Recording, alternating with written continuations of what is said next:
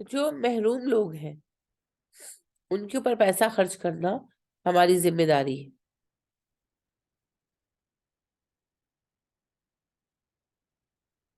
سوالیوں کو بھی دیں گے اگر وہ ضرورت مند ہے تو، پیشہ وروں کو نہیں دیں گے. یہ بات ہمیشہ ذہن میں رکھیں. اگر بہت ہوتا ہے جیسے بعض لوگ کرتے ہیں نا، حالانکہ یہ ویسے ہے نہیں، سچ نہیں ہے کہ نبی کریم صلی اللہ علیہ وسلم کبھی کسی کو نہ نہیں کہتے تھے. نہیں، بلا سبب اور بلا ضرورت مانگنے والوں کو اپنا کہتے بھی تھے. لیکن بہرحال ہمارے لوگ بڑی اس میں نا ایکسٹریمزم پر ہوتے ہیں، اور بڑا ان کو غصہ چڑھتا ہے کہ جی اور تو موقعوں پر آپ کو کوئی بات یاد نہیں آتی. ہمارے دینے کا نتیجہ ہے نا کہ ہر طرف مانگنے والے ہیں. کرونا کے بعد تو وبا کی طرح یہ بات پھیلی. ایک دن تو میرے گھر ایک خاتون آئی، باہر دروازہ کھولا، ڈرائیور نے، اب ظاہر خواتین آتی ہے پڑھنے کے لیے، ملنے کے لیے، تو اچھی سوٹڈ بوٹڈ خاتون تھی، پراپر کپڑے پہنے ہوئے، ساتھ کی ینگ بچی تھی 17-18 سال کی. تو وہ جو ہمیں باجی سے ملنا، تو انہوں نے سمجھا میری کوئی جاننے والی ہوگی، وہ ادھر لے آئے. اب میں کچن میں تھی تو وہ ادھر ہی آگئی بلا تکلف. آپ لوگوں کی کلاس کے بعد کا ٹائم تھا. تو میں نے کہا جی آپ کون؟ تو وہ باجی ہم لوگ سلامت پورے سے آئے ہیں، ہم مانگنے والے نہیں ہیں، تو کرونا میں ہمارا کام بند ہو گیا ہے. تو اچھا جی، بیٹے کے ساتھ بائک پر آئی تھی، بیٹا باہر کھڑا ہے بائک پہ. میں نے کہا بڑی فرصت ہے آپ کے پاس، اب سلامت پورے سے یہاں آئی ہے میرے پاس. تو نہیں باجی ہمیں بہت ضرورت ہے، ہم بعد میں واپس کر دیں گے، بے شک آپ ادھار سمجھ کے دے دیں. میں نے کہا میں حیران اس بات پر ہو رہی ہوں کہ نہ جان نہ پہچان، آپ اتنا دور میرے پاس آئی ہے، تو محلے میں کوئی نہیں تھا. اگر آپ اتنے ضرورت مند ہیں اور آپ نے قرض ہی لینا ہے تو محلے داروں کو بندہ پریفر کرتا ہے. کہاں سلامت پورہ، کہاں میرا گھر. پھر خیر میں بزی تھی، میں نے اسے کہا، میں نے کہا آپ جائیں، مجھے نمبر دے جائیں، اگر کچھ ہوگا تو میں آپ کو بتا دوں گی، آپ اپنا دے دیں. میں نے کہا نہیں، آپ مجھے اپنا دینا چاہتی ہے تو دے دیں، اینڈ پلیز لیو. اس وقت مجھے کچھ جلدی تھی، میں نے ان سے بحث کی، بھئی اتنی ضرورت ہے تو جس بائک پہ پھر رہے وہ بیچ دو. یعنی جس کو واقعتاً ضرورت ہے وہ ہزار رستے نکالتا ہے. ہم نے بھی ضرورت مندی کے اوقات دیکھے، ایسی بات نہیں ہے. اور ایک انسان جو مانگنے والا نہیں ہے، کسی کے پاس جا کر اپنی ضرورت ظاہر کرنا جتنا بڑا مسئلہ ہے نا، یہ وہی جانتا. یہ اتنی بے تکلفی سے کہ نہ جاننا پہچان آپ آ کے راگل اپنا شروع کر دے، کوئی عام گھر دار عورت ایسا کر ہی نہیں سکتی. مانگنے والے آتے ہیں نا تو اگر کھانا وغیرہ دے تو نہیں دیتے. ہاں تو بس جانے دے، مت دے، پیسے دے، مت دے. پیسے پاکٹ میں ڈالے تو. ہاں دو تین تو آ رہے میں کہ میری بیٹی کی شادی میں اپنے بیٹے میں کل آئی، میں بیٹی کے میں 5,000 لے گئی، نقاب کیتا ہوا ہے. ہوں اج سیدھی میرے بیٹے والے چلی گئی، ہو گیا والے انہیں کلسی دیتی اتنے جا کے میں روٹی پکانی، دور روٹی دینی ہے کڑی دی، اس طرح کہ روٹیاں دینا بچہ شادی. اور ڈرائیور جو ہے انہوں نے میں دسیا کہ تو نقاب میں نہیں دیکھا، میں کل بھی انہیں نقاب کیتا، شاید بھی نقاب کیتا، وہ کرسی تو بیٹھی. میں کہ ہاں جی، اور میں بھائی بڑے آئی ہوں، میں کیا ادھر تو آئی سی نہیں، میں تو آئی نہیں. انہوں کیا بھائی نے کیا فتح گڑھ وائی نے، میں نہیں فتح گڑھ وائی. تو جب میں گئی تو میں کہ میں ڈیا دوست آ گئی، میں اندر گئی، میں کہ بیٹا باہر انہوں کیوں بٹھایا کہ میں بیٹی کی شادی ہے. میں کہ بچے کتوں آئی فتح گڑھ، فتح گڑھ آئی. میں جا کے میں کہ تم تو کہندی ڈیا دوست کہندی پتا اسی فتح گڑھ ہی تو ڈیا دوست. میں اتنا غصہ چڑھا، ہوں میں ایک گل آن ڈی ہے کہ نقاب کر کے پیچھے چل گئی سی. ہوں پتہ نہیں وہ کل والی ہے چل نہیں منع کر دو، منع کر دو. انہیں پھر کہنے پھر کسی کو فون کروایا بیٹا میرے نے فون کروایا کسی بندے نے. یہ جی فراڈ کرتے ہیں. میں کو میں غلطی کر دی کہ مطلب نقاب ہے کہ نہ کوئی. آپ صحیح کہہ رہی ہیں. تو بات یہ ہے جو آپ نے کہا کہ کھانا نہیں کھاتی، تو ایک لطیفہ بہت عرصہ پہلے میں نے پڑھا تھا کہ ایک بندہ آتا ہے، کہتا ہے میں روٹی کھانی، میں پیسے دے دو. تو وہ بندہ کہتا ہے کہ ادھر آؤ بیٹھو، جتنی روٹی کھانی ہے کھا لو. کہتا ہے مگر لے 10 روپے دے پیچھے 50 دفعہ روٹی کھا چکے ہیں.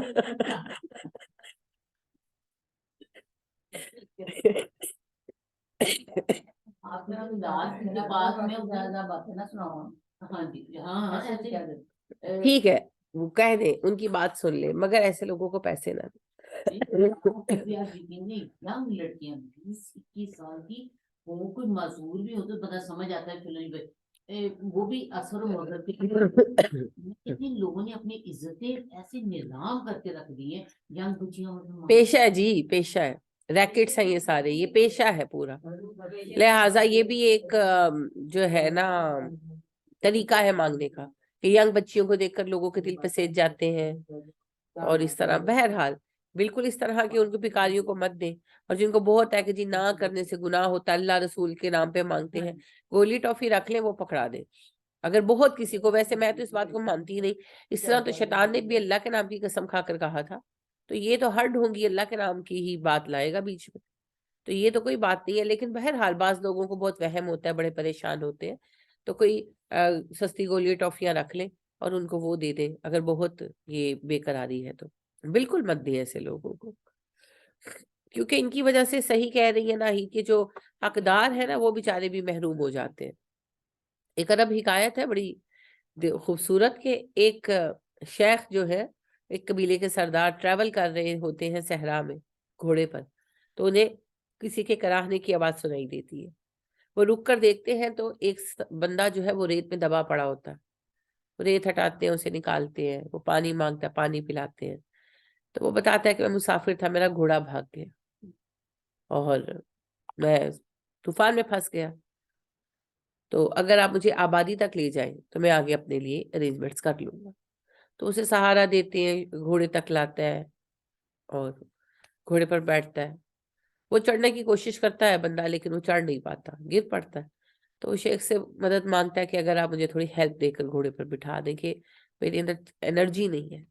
تو شیخ پھر گھوڑے سے اترتا ہے، اسے گھوڑے پہ بٹھاتا ہے، وہ گھوڑا بھگا کے لے جاتا ہے، تو تھوڑی دور جا کے رکتا ہے اور ہنستا اور کہتا ہے کہ میں فلاں مشہور ٹھگ ہوں، تو دیکھا کیسے میں نے تمہیں بے وقوف بنایا۔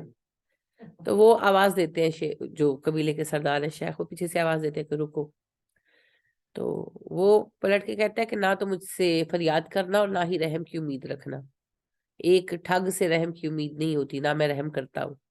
تو کہتا ہے کہ میں ایک سردار ہوں، سردار نہ فریادیں کرتے ہیں اور نہ درخواستیں، میں تمہیں صرف اتنا کہنا چاہتا ہوں کہ جب تم یہ گھوڑا لے کر جاؤ گے نا بیچنے، تو لوگ پوچھیں گے کہ یہ گھوڑا کہاں سے آیا، کیونکہ یہ بہت اعلیٰ نسل کا گھوڑا ہے، تو بتانا کہ فلاں قبیلے کے سردار نے مجھے گفٹ کر دیا، یہ مت بتانا کہ تم نے ایک مصیبت زدہ بن کر مدد مانگی تھی اور پھر ٹھگ لیا تھا، کیونکہ تم نے تو اپنا کام کیا، لیکن تمہاری وجہ سے لوگ مصیبت زدہ بھٹکے ہوئے مسافروں کی مدد کرنا چھوڑ دیں گے صحرا میں، تو یہ مت بتانا۔ تو اصل بات یہی ہے کہ ان لوگوں کے فراڈز کی وجہ سے کوئی ضرورت مند بھی ہوتا ہے تو بندہ پھر ان سے اوائڈ کرتا ہے کہ پتہ نہیں بھئی یہ کیسے لوگ ہیں۔ لیکن بہرحال اگر کوئی آپ سے سوال کرتا ہے تو معقول طریقے پر تحقیق کریں، پھر دیکھیں۔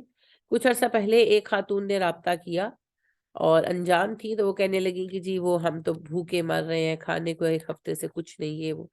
تو میں نے کہا اچھا، میں نے نا 2 اسٹوڈنٹس کو بھیجا، میں نے کہا جاؤ ذرا ان کے گھر وزٹ کر آؤ۔ انہوں نے اپنے گھر کا بتایا تھا، اچھا وہ ہم نے نہیں بتایا وزٹ کرنا، ہم نے سب پوچھا کہ آپ کہاں رہتی ہے وغیرہ، نام شب پوچھا۔ اچھا وہ 2 خواتین کو میں نے کہا وہ ڈھونڈ کر پہنچ گئی، تو وہ گئیں تو برتن دھو کر رکھے ہوئے، جیسے کھانے سے فارغ ہوتے ہیں، کھانا بنا پڑا ہوا، تھوڑے سے فروٹ ڈھانپ کے رکھے ہوئے، جیسے ایک نارمل گھر ہوتا ہے۔ ہمیں وہ آ کے روئی جائیں کہیں کہ نا 1 ہفتے سے ہمارے گھر راشن نہیں آیا، تو 3 دن ہو گئے کہ کھانا بھی ختم ہوا ہے، بچے بھوکے ہیں، کوئی ہمسایہ ذرا سا کچھ بھیج دے تو اس طرح، تو مجھے راشن ڈلوا دو، تو یہ کر دو۔ اور بس ایک دو ساتھی تو میری وہ بڑی وہ ہو گئی کہ بھئی ابھی کر دیتے، تو میں نے منع کیا، میں نے کہا چاند دیکھتے ہیں۔ تو وہ پھر یہ کہ ظاہر ہے وہیں سے پتہ چل گیا، آپ چڑھتے ہیں، وہی بات ہے کہ آپ دیکھتے ہیں کہ گھر صاف ستھرا کیا ہوا ہے، برتن دھو کے رکھے، کھانا کھایا تو برتن دھو کے رکھے، کھانا پکا ہوا پڑا ہے، اچھا فریج ہے، فریج کے اندر کھانے کی چیزیں پڑی ہیں، اور فروٹ جو ہے وہ ڈھانپ کے رکھا ہے، تو پھر کون سے 3 دن کے آپ کیا کھاتے ہیں؟ بندے کھاتے ہیں جو گھر میں ختم ہو گئے، 3 دن سے کیا کھاتے ہیں؟ آپ کو اگر کوئی اور ضرورت ہے تو وہ بات کریں، جھوٹ کیوں بولتے ہیں؟ اور جو جھوٹ بولتے ہیں وہ ٹھگ رہا ہے نا پھر۔ وہ جب گرو کا پتہ چلا تھا، جب کہا کہ گرو فوت ہو گیا جی، ان کے کفن دفن کا کرنا، ہاں جی، اور وہ کتنا آپ کو انسسٹ کر رہا تھا ہمارے گھر ایک ہمارے محلے میں ایک آتے ہیں، وہ خنس ہیں، بہت بوڑھے ہو گئے ہیں، تو وہ اچھے انسان ہیں، تو ہم سب ان کو کچھ نہ کچھ منتھلی دے دیتے ہیں. تو وہ ایک دن ایک صاحب آگے تو کہنے لگے کہ گرو نے مجھے بھیجا ہے، تو گرو مر گئے. گرو نال بھیجا یعنی کہ بھیجا نہیں ہے کہ میں گرو کی طرف سے آیا ہوں، گرو مر گئے. اچھا، دروازے پر میں نے حفصہ کو بھیجا، میں کچن میں تھی، تو وہ کہنے لگا جی وہ مر گئے. میں نے کہا کہ ان کو کہو کہ نا میں خود ہی آ کے دیکھ لیتی ہوں. تو کہتے نہیں نہیں، ہم تو ان کی ڈیڈ باڈی لے کر نا جا رہے ہیں ان کے آبائی شہر. میں نے کہا یہ جھوٹ بولتے ہیں، ان کا تو آبائی شہر لاہور ہے. وہ تو یہ جو مال روڈ ہے، کیا ہے مال روڈ کے پاس جی پی او کی بیک سائڈ پر ان کا آبائی گھر ہے. تو میں نے کہا یہ تو ساری آپ کو کہانی سنا رہا ہے. تو لیکن اس نے بہت انسسٹ کیا. تو پھر جب فائنلی اور اندر آ گیا، یعنی کہ پورچ کے اندر آ گیا، پھر میں نے کہا اس کو کہو جاؤ، ہم نے کچھ نہیں دینا ہی نہیں کچھ. تو 2 دن بعد ہے نا، 2 دن بعد گرو آ گئی ماشاء اللہ، اپنا تھیلا اٹھائے. ہاں دیکھا، گرو آپ کے تو کل بھی ہو گئے، آپ کہاں سے آ گئی؟ تو وہ کہنے لگی مجھے کیا ہوا، میں تو ٹھیک ٹھاک ہوں. ٹیچر مجھے پھنس گیا تھا، دیکھو وہ زندہ ہے یہاں پہ، میں پوری رات کر لو. وہ تو بیچارہ اس طرح منہ بنا رہا تھا کہ بس نا لاوارث تو ہے، ہم صلہ رحمی جاتے ہیں، ان کی ڈیڈ باڈی ان کی آبائی گاؤں میں سجا. اور ایسا منہ بنا ہوا، کورونا تھا تو اس نے منہ پہ وہ ماسک چڑھایا ہوا تھا، ساتھ اتنا سا بچہ. اب بتائیں کہ چھوٹے بچے کو ہم کیا سبق دے دیں؟ ہم اس کی ٹریننگ کر رہے ہیں، ہم اسے اپنے سے بڑا ٹھگ بنا رہے ہیں. تو یہ لوگ اس لائق ہیں کہ ان کی مدد کی جائے، یا ان کو پیسہ یہ سوچ کر دے دیا جائے کہ جی بوئے تھے آ گئے تھے، نہ نہیں کرنی. یہ بہت ساری آپ سب نے ایکسپیرینس کیے ہوں گے. ایک دن ایک لڑکا آ گیا، ینگ لڑکا، بالکل ماشاءاللہ جوان بچہ نا، جیسے 24-25 سال کا. آنٹی جی میرا ایکسیڈنٹ ہو گیا ہے، میری لات زخمی ہو گئی ہے. تو اچھا، اس کی ساری شلوار نا ریڈ ہوئی تھی. تو میں تے پٹی کرانی ہے، میں کہا پتر اندر آ، میں تیری پٹی کرنا. نہیں نہیں آنٹی جی کر، میں کہا نہیں نہیں کوئی گل نہیں، میں کہا آؤ میں تمہاری پٹی کروں. کیونکہ وہ مجھے نظر ہی آ گیا، خون کہاں، وہ سارا ریڈ کلر تھا. میں کہا نہیں تم آؤ میں تمہاری پٹی کروں. اتنے میں جو ہے میرا ڈرائیور بھی آ گیا. میں کہا کھولو ذرا کیسر، میں نے کہا اس کی پٹی کھولو، بیچارے کا خون نکل رہا پٹی کرتے.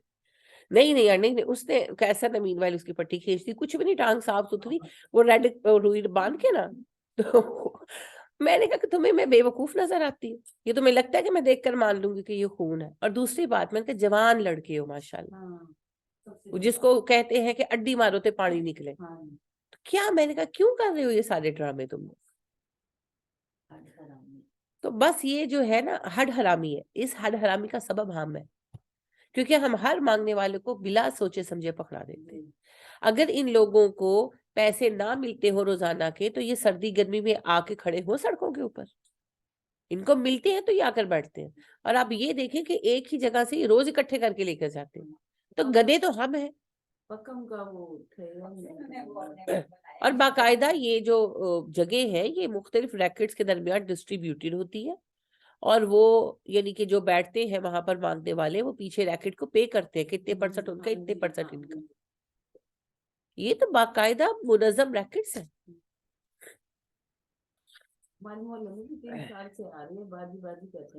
اور اس کے علاوہ یہ جو پھرتے رہتے ہیں، طرح طرح کے جرائم بھی کرتے ہیں. ایک نیبر میرے پاس آئی، انہوں نے مجھے بتایا کہ ایک بندہ مانگنے آتا ہے، موٹا سا، میں چونکہ باہر نہیں کب نکلتی ہوں مجھے نہیں پتا رہتا، تو ان کا چھوٹا لڑکا، تو کہنے لگی کہ وہ نا بیٹھ گیا گلی میں. کہتی میں نے ہی اس کو کہا کہ میں تمہیں لا کر دیتی ہوں نا پیسے. تو کہتی میں اندر گئی تو فون آ گیا، تو میں 2 منٹ بات کرنے لگ پڑی. تو باہر کہتی جب میں دوبارہ نکلی ہوں پیسے لے کر، تو سامنے والوں کے چھوٹا یعنی کہ لڑکا 5-6 سال کا، تو وہ اس کے ساتھ کچھ چھیڑ چھاڑ کر رہا تھا. تو کہتی جیسے ہی میں باہر آئی ہوں، میں نے اس کو کہا یہ کیا کر رہی ہو؟ تو کہتی پھر وہ بھاگ گیا. آپ کہتی میں کیا کروں؟ میں نے کہا کیا کرو، اپنے گھر کے مردوں کو بتاؤ، وہ ان کو بتائیں، بین کرو اس کا اندر آنا. تو یعنی یہ کیونکہ ہر وقت یہ پھرتے رہتے ہیں، دین سے ویسے دور ہیں، جاہل ویسے ہیں، رنگ رنگ کے گھروں کو دیکھتے ہیں، رنگ رنگ کے بچوں کو دیکھتے ہیں، تو پھر یہ لوگ غلط کاریاں بھی کرتے ہیں. تو کسی بھی اعتبار سے یہ لوگ اس لائق نہیں ہے کہ انہیں دیا جائے. دینے والے کو دیتے ہوئے یہ بھی ذمہ داری یاد رکھنی چاہیے کہ وہ مساکین تک، ضرورت مندوں تک پہنچے. یہ نہیں کہ جو آ گیا بس دے کر جان چھڑائی.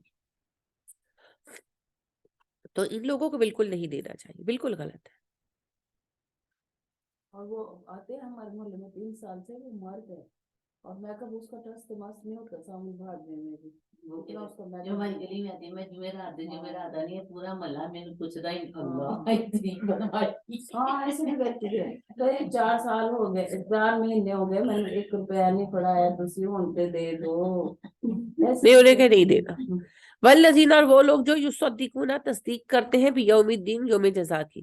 یہ وہ لوگ ہیں جو جزا کے دن کی تصدیق کرتے ہیں یعنی مانتے ہیں اور تسلیم کرتے ہیں. کوئی دوسرا پوچھے تو اسے بھی تصدیق کرتے ہیں کہ ہاں قیامت کا دن قائم ہوگا, حشر کا دن قائم ہوگا, حساب ہوگا.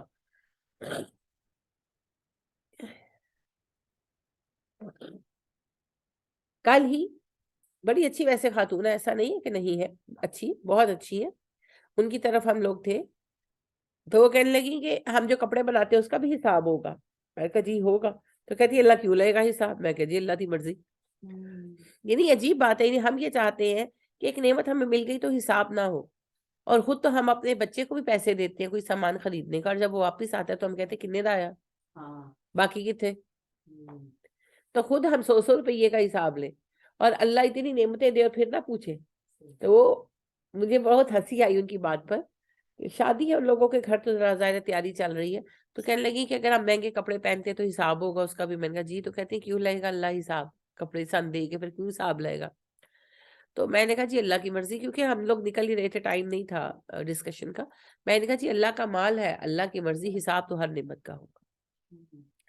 تو جزا کے انکار کی کئی شکلیں ہیں, ان میں ایک یہ بھی ہے کہ ہم لوگ یہ گمان کریں کہ بھئی نہیں میرا کیوں حساب ہوئے گا, میں طے کر لیں. حساب اللہ جس کا جو چاہے, وہ مالک ہے, وہ چاہے تو کچھ بھی نہ پوچھے کیونکہ اختیار اس کا ہے نا. دیکھیں آپ کے پیسے ہیں, آپ نے کسی کو دیے, اپنے ملازم کو دیے, وہ گھر آیا آپ نے نہیں پوچھا, آپ کی مرضی, اور آیا اور آپ نے پوچھا تو آپ کی مرضی.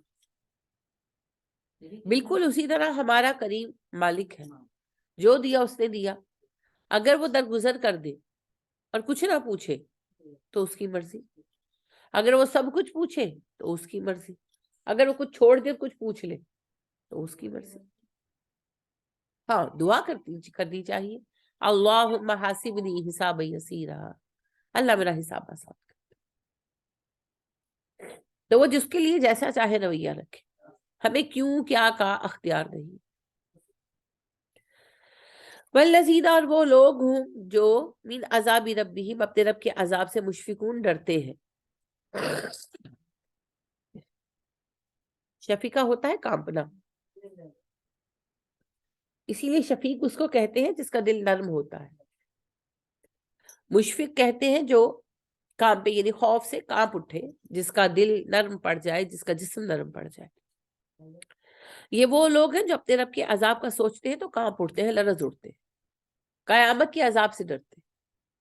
اس کی مثال سب سے بڑی تو خود ہمارے پیارے نبی صلی اللہ علیہ وسلم کہ جب آپ صلی اللہ علیہ وسلم تہجد پڑھتے اور عذاب کی آیتیں آتی, تب ماں کہتی ہے اتنا روتے کہ آپ کے رونے کی آواز اس طرح آتی جیسی ہانڈی گھڑکنے کی آواز آتی, ہچکیاں بن جاتی. اور صحابہ کا بھی یہی عالم تھا. وہ صحابہ جنہیں جنت کی بشارت مل چکی تھی, عمر تھے, ابو بکر تھے, عثمان تھے, اور سبھی تھے رضی اللہ تعالیٰ عنہم علیہم اجمعین. لیکن ان کا حال یہ تھا کہ روتے تھے کہ اللہ کو کیا جواب دیں گے. تو ہم نے تو کچھ بھی نہیں کیا, ہم سب سے بے فکرے بیٹھے ہیں, ہماری تو جنت پکی ہے کیونکہ ہم مسلمان ہو گئے اللہ پہ احسان کر کے معاذ اللہ. تو جو اللہ کے بندے ہیں وہ بے شک نیک ہو, مگر وہ ڈرتے ہیں کیونکہ کوئی کتنا بھی کر لے حق ادا نہیں کر سکتا نا. وہ اکبر الہ آبادی کا شعر ہے, جان دی ہوئی اسی کی تھی, حق تو یہ ہے کہ حق ادا نہ ہو. کہ اگر اللہ کے نام میں جان بھی دے دوں تو حق ادا نہیں ہو سکتا کیونکہ دی تو اسی کی تھی, اپنا کیا دیا میں نے. تو ہم کتنی بھی کوشش کر لیں, ہم اللہ کی نعمتوں کی شکر گزاری کے لیول پر کام نہیں کر سکتے. اسی لیے اللہ کے حساب سے ڈرنا چاہیے, لیکن ہم لوگ بے خوف ہیں,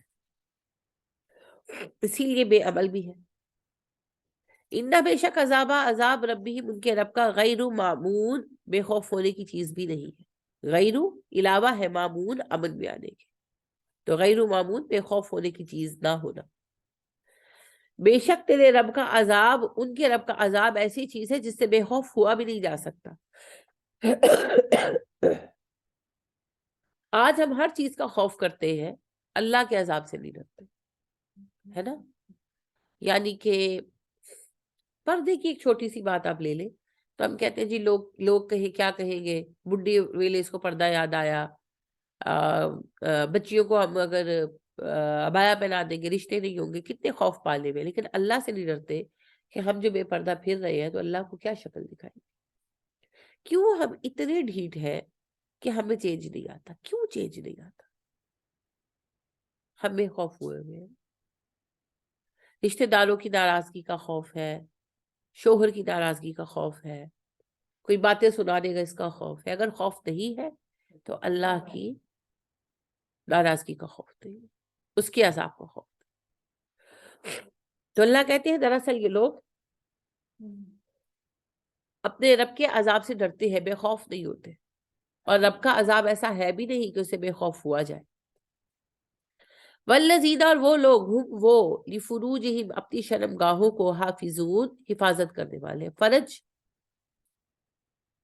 شرم گاہ کے لیے استعمال ہوتا ہے، لفظی معنی اس کا ہوتا ہے شگاف، راستہ وغیرہ، تو شرم گاہ کے لیے استعمال ہوتا ہے استعانت۔ حافظون تو محافظ جانا پہچانا لفظ ہے آپ کا۔ یہ وہ لوگ ہیں جو اپنی شرم گاہوں کی حفاظت کرتے ہیں، یعنی کہ ان کے جو سیکشل ریلیشن ہے وہ صرف حلال ہوتے ہیں، حرام طریقوں سے نہیں ہوتے۔ اللہ سوائے علی ازواجہم، اپنی بیویوں کے، او ما ملکت ایمانہم، یا ان کے جن کے دائیں ہاتھ مالک ہوئے، یعنی کہ یہ فزیکل ریلیشن صرف بیویوں سے کرتے ہیں یا اگر کسی کی کوئی کنیز ہے۔ فإنہم غیر ملومین، تو اس پر پھر ان پر ملامت نہیں کی جا سکتی۔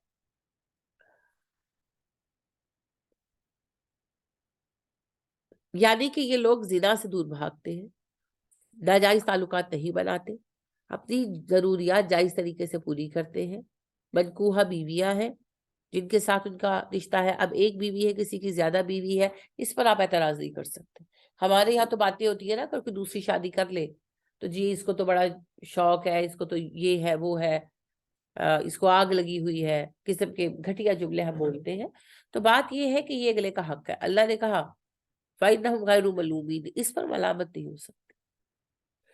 تو جب ہم ملامت کرتے ہیں تو دراصل ہمارے ایمان کا لیول ڈاؤن ہوتا ہے، اس کا حق ہے، شادی کی ہے نا، اس پر ملامت نہیں ہو سکتی، اس کو 4 شادیوں تک کی اجازت ہے نا۔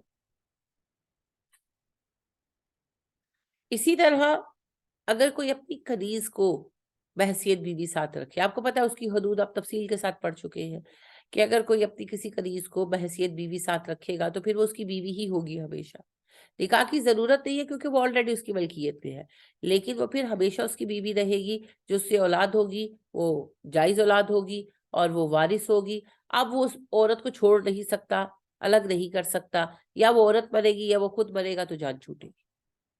ٹھیک ہے، 2 طرح کی کنیزیں ہو جاتی ہیں نا، ایک وہ جن کے ساتھ فزیکل ریلیشن نہیں رکھا، ان کو بیوی نہیں بنایا، تو وہ گھر کے کام کاج وغیرہ کاری ہے، ان کو ایک دوسرے کو دے سکتے ہیں، خرید بھی سکتے ہیں، بیچ بھی سکتے ہیں، آزاد بھی کر سکتے ہیں۔ لیکن ایسی عورت جس کو اپنی بیوی کے طور پر رکھا تو وہ پھر نہ آگے دی جا سکتی ہے، نہ آزاد کی جا سکتی ہے، کچھ بھی نہیں، وہ پھر ساری عمر ساتھ رہے۔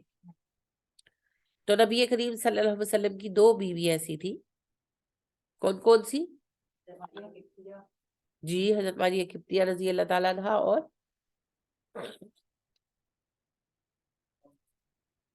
حضرت جویریہ رضی اللہ تعالیٰ عنہ۔ حضرت صفیہ رضی اللہ تعالیٰ عنہ قیدی ہی تھی اور نبی اکرم صلی اللہ علیہ وسلم کے حصے میں آئی تھی، مگر آپ نے انہیں آزاد کر دیا تھا۔ ٹھیک ہے، آپ نے آزاد کر کے نکاح کیا تھا،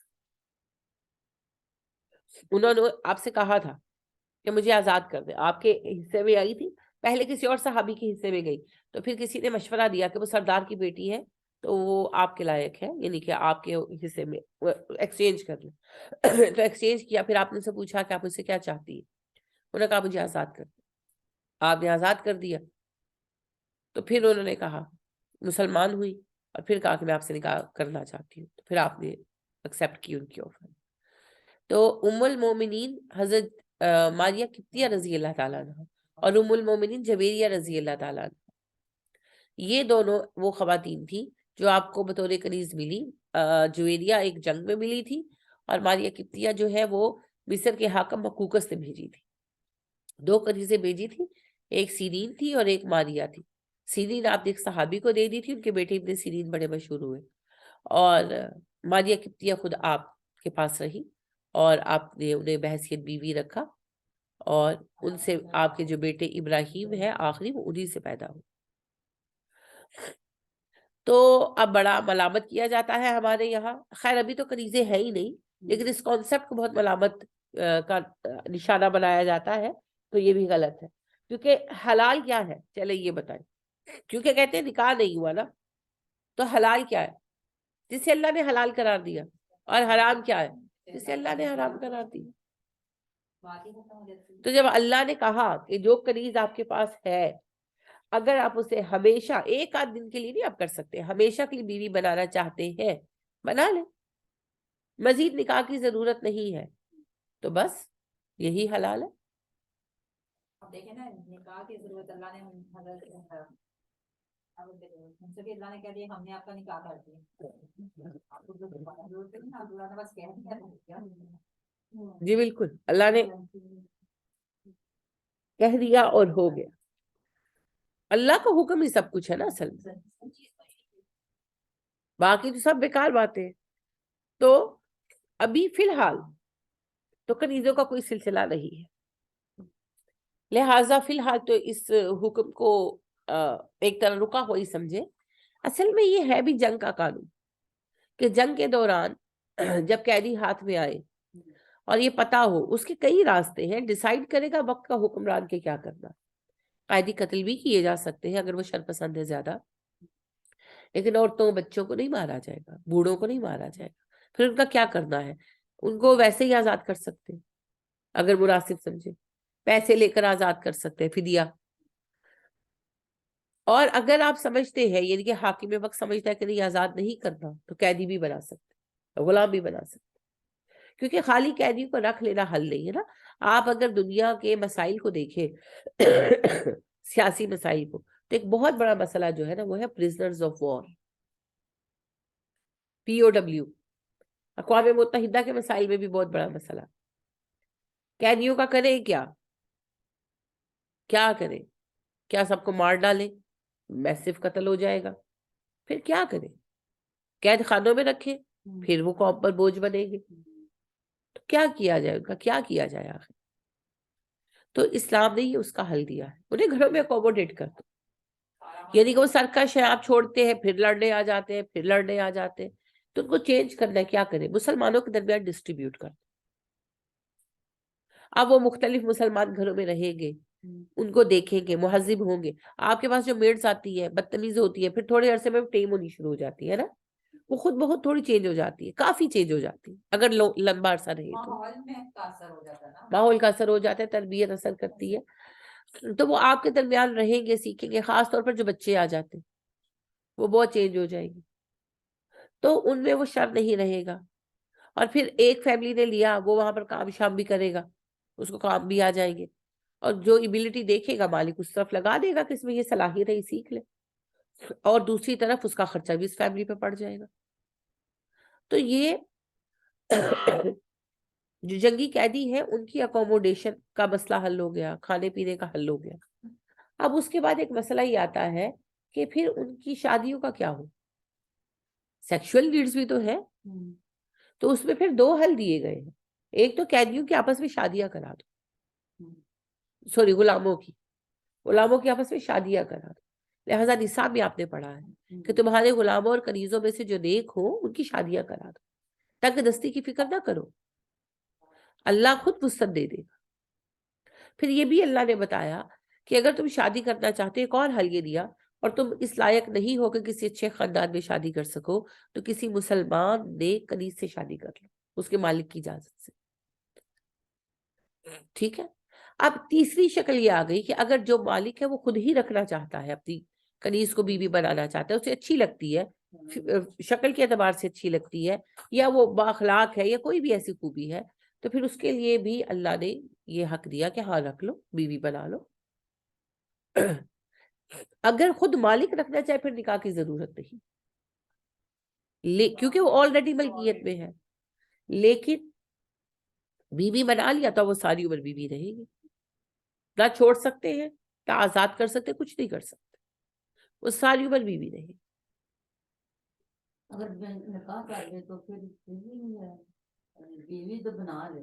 اگر بیوی بنانے سے پہلے نکاح کر لے تو سمجھے کہ دیکھیں میں وہ نکاح تو کر اس صورت میں ہوگا نا، وہ آزاد کرے پھر نکاح کر لے. لوں.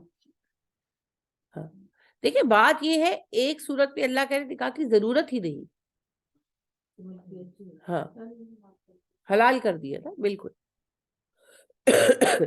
تو کوئی اگر ایک سے زائد کنیزیں رکھتا ہے، افورڈ کرتا ہے اور رکھتا ہے تو وہ رکھ سکتا ہے. لیکن جو اسلام کا طریقہ ہے نا اس میں اتنی میٹھی نہیں ہے. جو آپ نے دیکھا نا، ہاں ایسا ہوا کہ جب اسلام کا زوال کا، مسلمانوں کا زوال، اسلام کا زوال تو ہو نہیں سکتا، مسلمانوں کے زوال کا زمانہ آیا اور بڑی بڑی محلات بنا لیے مسلمان بادشاہوں نے، تو پھر انہوں نے حرم آباد کیے، تو 200 کنیزیں خرید کر رکھی ہوئی ہیں اور 150 رکھی ہوئی ہے.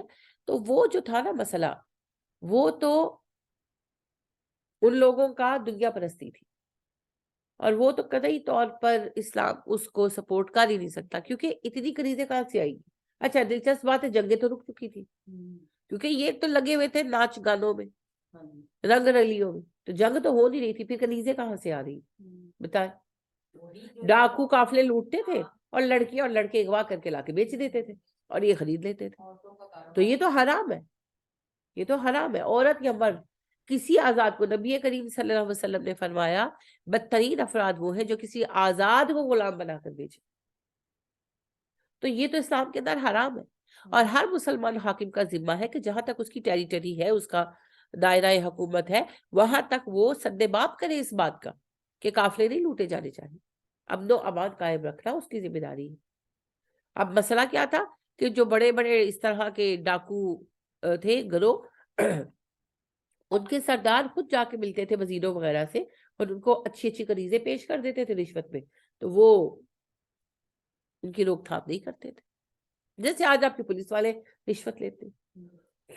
تو وہ تو پھر سارا سسٹم ہی غلط تھا نا، وہ تو عیش پرست ہو گئے تھے. اسلام نے تو غلام کیا صرف ایک راستہ رکھا ہے، اور وہ ہے جنگ. جنگ ہوگی، جنگ میں قیدی ہاتھ آئیں گے تو ان کو جو ہے آپ استعمال کر سکتے ہیں بطور کنیز اور غلام. بس تو کتنی جنگیں ہونی ہیں اور کتنے کے قیدی ہاتھ آنے، اور پھر ان قیدیوں کو آزاد کرنے کے کتنے موقع دیے ہیں اللہ نے. ہر ایک گناہ کو آپ دیکھ لیں. پہلا کفارہ کیا ہے؟ فک الرقبہ، غلام آزاد کر دو. ہر ایک چیز کا پہلا کفارہ یہی ہے. غلام آزاد نہیں کر سکتے تب پھر روزے رکھ لو، نہیں تو پھر مساکین کو کھانا وغیرہ کھلا دو. قسم کا کفارہ یہی ہے. ہر چیز کا آپ دیکھیں یہی کفارہ. قتل خطا ہو گیا ہے، غلطی سے کوئی ہاتھ سے مارا گیا ہے، ایک غلام آزاد کر دو. تو آپ دیکھیں اتنے غلام آزاد ہوئے. پہلی بات تو غلام آئے کتنے، ایسے نہیں تھا کہ ہر گھر میں غلام تھے. اور دوسری بات یہ ہے کہ عمر فاروق رضی اللہ تعالیٰ عنہ کے دور حکومت کے آخری سالوں میں اسلامی ریاست میں ایک غلام نہیں بچا تھا. واقعتاً کیوں نہیں بچے تھے؟ ایک تو ظاہر ہے کوئی یہ تھوڑی تھا کہ لاکھوں غلام آ رہے ہیں، وہ صرف اسلام کو بدنام کرنے کے لیے ایسی باتیں کی جاتی ہیں. کچھ ایسا نہیں تھا. ایک رومی بتائیں جو غلام بنا کر لایا گیا، کوئی ایسا معاملہ نہیں تھا. صرف سرکش قبائل وغیرہ تھے جن کو غلام بنایا گیا تھا، کیونکہ ان کو جو چھوڑتے تھے وہ پھر دوبارہ شروع ہو جاتے تھے. انہیں غلام بنا کر رکھا گیا تھا. روم کے زیادہ تر شہر جو تھے انہوں نے اطاعت قبول کر لی تھی. جنہوں نے اطاعت قبول کر لی ان کی حفاظت تو ویسے مسلمانوں کا ذمہ بن گیا. تو کوئی ایسا معاملہ نہیں تھا. کوئی چھکڑے کے چھکڑے بھرے ہوئے نہیں آ رہے تھے غلاموں کے. جو شروع میں آئے بس وہی آئے، اور ان کو بھی پھر آزاد کیا گیا، بہت آزاد کیا گیا، بہت آزاد کیا گیا اللہ کی رضا کے لیے. تو عمر فاروق رضی اللہ تعالیٰ عنہ کا دور خلافت اینڈ ہوتے تک اسلامی حکومت میں پریکٹیکلی غلام موجود نہیں رہے تھے. اور آپ بعد میں بھی دیکھتے ہیں خلافت میں اور پھر اس کے بعد ایون جب بادشاہت قائم ہو گئی اموی پھر اس کے بعد عباسی تو غلام نہیں تھے. جب دوبارہ زوال والی سچویشن آئی ہے نا یعنی کہ 1000 سال کا اینڈ جب ہمارا ہونے لگا ہے اور بہت عیش پرستی آ گئی تب پھر ایک دم سے غلاموں کی بھیڑ بھاڑ ہوئی. وہ ناجائز تھی ساری. تو اس کو نہ اسلام سپورٹ کرتا ہے نہ وہ اسلام کا تصور ہے. لہٰذا ان حالات کے اوپر اس کے آپ نے قیاس نہیں کرنا. وہ ایک ڈرامہ چلا تھا ترکی کا میرا سلطان. خیر مجھے نہ شوق ہے نہ میں نے دیکھا لیکن ایک دو دفعہ جو جھلکیاں سی جیسے جہاں جاؤ لگا ہوتا تھا تو نظر سے گزری تو اس میں یہی چل رہا ہے کہ جی کنیزوں کا حرم ہے. یہ کنیز بادشاہ کو پسند آ گئی تو اس نے اس کو مار دیا. تو وہ دوسری جو ان کی سازشیں چل رہی ہیں کہ میں بادشاہ کو پسند آ جاؤں. بکواس. لیکن ہاں زوال کے زمانے میں یہ تماشے ہوئے اس سے ہم انکار نہیں کر سکتے. لیکن یہ بگاڑ ہے جیسے اور امتوں میں آیا ہمارے اندر بھی آیا. یہ اسلام کا رنگ نہیں. اسلام نے تو سادی سی بات کہی اگر جنگ کے دوران قیدی آئیں ان قیدیوں کے لیے حاکم وقت ڈیسائیڈ کرے کہ ان کو غلام بنا کر رکھا جائے گا اور ان میں سے کسی کے ہاتھ میں کوئی کنیز آ جائے تو وہ اس کنیز کو بطور بیوی رکھ سکتا ہے. کہیں اسلام نے یہ حکم نہیں رکھا کہ ایک آزاد عورت کو ایک بندہ اٹھائے اور لا کر بیچے اور ایک بندہ خریدے اور پھر اس کو کہے تو میری کنیز اور بیوی بنا کے رکھ لے. کہیں یہ الاؤڈ نہیں. اور اسلام کی تاریخ میں ایسا کبھی نہیں ہوا سوائے وہ زوال کے زمانے کے. جو زوال آیا ہی ہمارے اخلاقیاتی زوال کی وجہ سے تھا. جب اخلاق میں گر گئے شرابی ہو گئے عیش پرست ہو گئے تبھی تو زوال آیا. اور زوال کیوں آیا ہمیں؟ وہ اقبال کہتے ہیں نا تجھ کو بتاؤں میں تقدیر امم کیا ہے شمشیر و سنا اول طاؤس اور رباب آخر. کہ جب ناچ گانا ہوتا ہے تو پھر زوال آ جاتے. تو پھر یہ عیش پرستی تو ہو گئے تھے. جی آج کل کے جو کانسیپٹ ہے کہ لوگ کہتے ہیں جی یہ پتراد والی سائڈ سے یا یہ جو کیلاش وغیرہ وہاں سے آتے ہیں وہ خریدتے لے اس کو رکھ سکتے ہیں خریدنے کر وہ ہم نے دے دیا اس کا وہی کانسیپٹ وہی ہے جو پرانا آج میں کبھی وہ خریدتے بیچتے تو وہ اگر ایسے کریں گے پیمنٹ دے کے بھی دیں گے تو نکاح تو کرنا پڑے گا. پہلی بات تو یہ ہے کہ پیمنٹ دے کر انسان کو لینا حرام کام. انسان کوئی جائیداد نہیں ہے کہ پیمنٹ دے اور لے. نکاح کے لیے مہر دیا جاتا ہے. یہ خرید و فروخت بھیڑ بکری نہیں لے رہے گائے بھینس نہیں خرید رہے. لہٰذا ایک تو یہ تصور ہی غلط ہے. ان کے والدین ایسے علاقوں میں ہوتا ہے کہ بھائی اور باپ بیچتے ہیں. پٹھانوں میں بھی بعض قبائل میں یہ ہوتا ہے سب میں نہیں ہوتا بعض میں ہوتا ہے. تو بات یہ ہے کہ جو بھی ایسا کرتے ہیں وہ شدید حرام کام کرتے ہیں. اور میں نے ابھی آپ کو حدیث سنائی کہ نبی کریم صلی اللہ علیہ وسلم نے فرمایا بدترین لوگ وہ ہیں جو کسی آزاد کو غلام بنا کر بیچ دیتے اور پھر وہ اپنی ہی بہو بیٹیاں ہوں بہنیں ہوں بچیاں ہوں جن سے حفاظت کی توقع ہے وہی بیچ دے. تو یہ تو انتہائی شرمناک اور تکلیف دہ بات ہے. اس کے بعد جو خریدتے ہیں وہ ان سے بڑھ کر ظالم ہے کیونکہ اگر خریدے گے نہیں تو بیچیں گے کہاں. جیسے بھی میں کہہ رہی تھی ہم پیسے دیں گے نہیں تو بھکاری آئے بیٹھیں گے نہیں آ کر. تو یہ بہت ہی گھٹیا بات ہے بہت ہی گھٹیا بات. اور دوسری بات یہ ہے کہ اگر کسی نے پیسے دے کر خریدا ایک جرم ہو گیا. اب اگر اس کو ویسے ہی رکھتے ہیں تو یہ دوسرا جرم ہے کیونکہ اس طرح تو پھر حرام کاری کا رستہ کھل جائے گا نا. کیا فرق ہے مجھے بتائیں پیسے دے کر ایک عورت خریدنے میں بطور کنیز یا کسی کوٹھے پر جا کر پیسے دے کر رات بھر کے لیے عورت خریدنے میں کیا فرق ہے؟ تو اسلام تو اس چیز کو مانتا ہی نہیں. خرید کر کنیز اور غلام نہیں لیے جا سکتے. وہ تو جنگ میں آ گئے تو آپ کو مل گئے.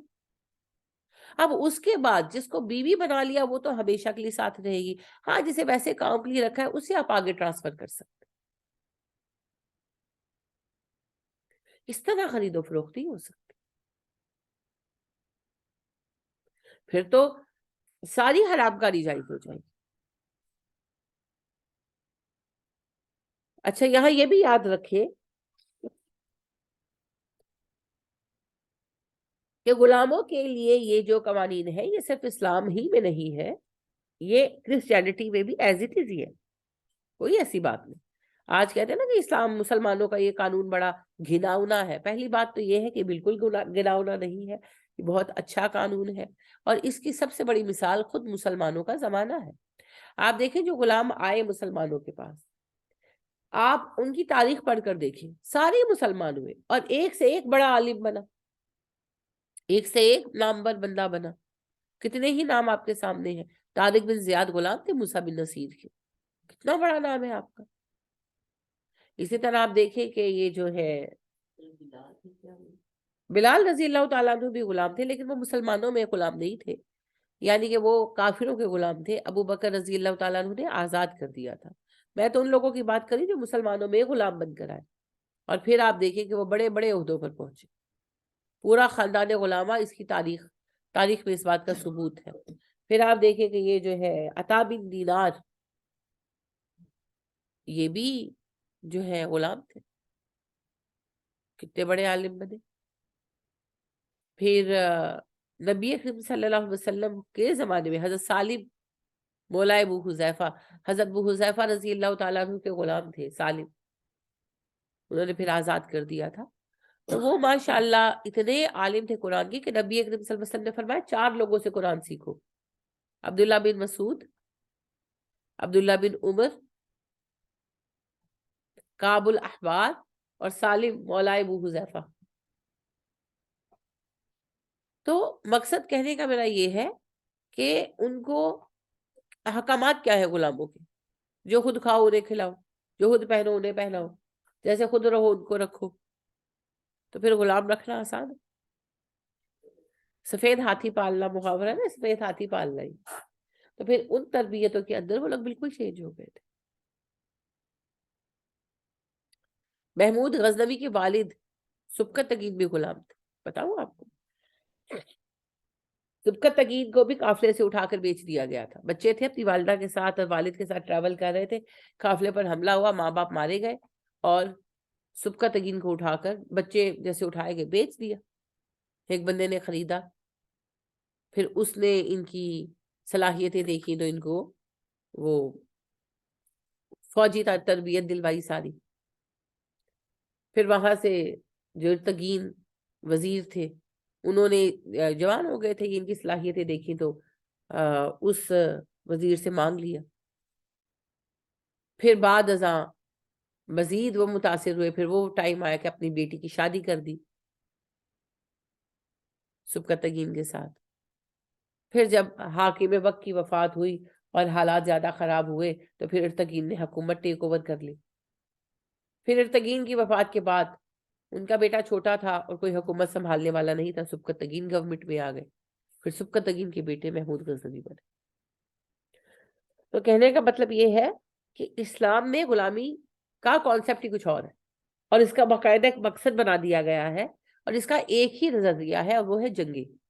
اور جنگوں کے بعد بھی جو غلام ہاتھ آئے انہیں اس طرح سے رکھا جائے کہ وہ پھر چینج ہو جائے. تو اس میں کوئی ملامت کی بات نہیں ہے، اگرچہ آج کل اس کو بڑا ہائی لائٹ کیا جاتا ہے اور لوگ اس سے متاثر ہوتے ہیں کہ اس کی باریکیاں نہیں سمجھتے. فَمَنِ ابْتَغَىٰ وَرَاءَ ذَٰلِكَ، جو تلاش کرے اس کے علاوہ رستہ، فَأُولَٰئِكَ هُمُ الْعَادُونَ، وہ ہے حد سے بڑھنے والے. یعنی کہ بیویوں کو، کنیزوں کو چھوڑ کر جو اس کے علاوہ بھی کوئی عورت ڈھونڈے وہ پھر مجرم ہے. والذین، اور وہ لوگ ہم لیماناتہم، اپنی امانتوں کے لیے، وعہدہم، اپنے وعدوں کے لیے، راؤون، نگران ہیں. یہ وہ لوگ ہیں جو اپنی امانتوں اور اپنے عہدوں کے نگران ہیں، یعنی کہ امانت دار ہے، امانت دی جائے تو ادا کرتے. آپ دیکھ لیں نبی کریم صلی اللہ علیہ وسلم کیسے امانت دار تھے. ہجرت کے وقت بھی دشمنوں کی امانتیں آپ کے پاس تھی، اور وعدہ پورا کرنا آپ جانتے ہیں، کبھی کوئی وعدہ نہیں توڑا. صلح حدیبیہ اس کی سب سے بڑی مثال ہے. حدیبیہ کے موقع پر جب ابو جندل آئے ہیں بھاگ کر، تو سہیل بن عمر نے کہا، جو خود ابو جندل کے باپ تھے، اب دیکھتے ہیں محمد تم کتنا وعدہ پورا کرتے. آپ نے ابو جندل کو واپس کر دیا، حالانکہ ابو جندل رضی اللہ تعالیٰ عنہ کی تکلیف آپ سے زیادہ کسی کو نہیں تھی، مگر واپس کر دی کیونکہ معاہدہ تھا نا. تو اپنے عہد پھر پورے کرتے. تو وعدہ کریں تو پورا کریں، اگر پورا نہیں کر سکتے پھر وعدے مت کریں. والذین هم بشہاداتہم قائمون، یہ وہ لوگ ہیں جو اپنی گواہیوں پر قائم رہتے، یعنی کسی چیز میں گواہ بنے ہیں تو پھر گواہی بیچتے نہیں ہیں یا خوف کی وجہ سے چھوڑتے نہیں، گواہی دیتے ہیں، شہادت پر قائم رہتے۔ والذین هم علی صلاتہم یحافظون، جہاں سے بات شروع ہوئی تھی، الا المصلین، پھر بات وہیں پر آ گئی،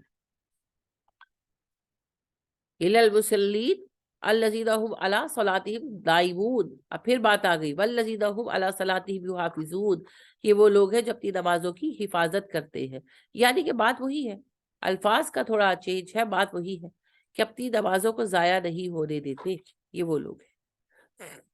اب آپ دیکھیں کہ ہم کن میں ہیں، ہم نماز ضائع کرتے ہیں کہ نہیں کرتے؟ اگر نہیں کرتے تو بہت اچھی بات ہے، اور اگر کرتے ہیں تو پھر لمحہ فکریہ ہے۔ تو نماز کی حفاظت ہی دراصل دین کی حفاظت، جس نے نماز کی حفاظت نہیں کی، دین کی حفاظت نہیں کر سکتا۔ اولئک فی جنات مکرمون، یہ لوگ عزت سے باغوں میں رکھے جائیں گے، یعنی ان کے بہترین محلات ہوں گے، جن کے بہترین باغات ہوں گے، یہاں یہ معزز بنا کر رکھے جائیں گے۔ فَمَا لِلَّذِينَ كَفَرُوا، کیا ہے ان لوگوں کو جنہوں نے کفر کیا، قِبَلَکَ، آپ کی طرف، آپ کے سامنے، مہطعین، دوڑ کے آنے والے، کیا حال ہوگا ان کفار کا جو آج تو انکاری ہے مگر ایک وقت آپ کی طرف دوڑ دوڑ کر آئیں گے، انل یمینی، دائیں سے، وانی شمالی، بائیں سے، اذین، گرو در گرو۔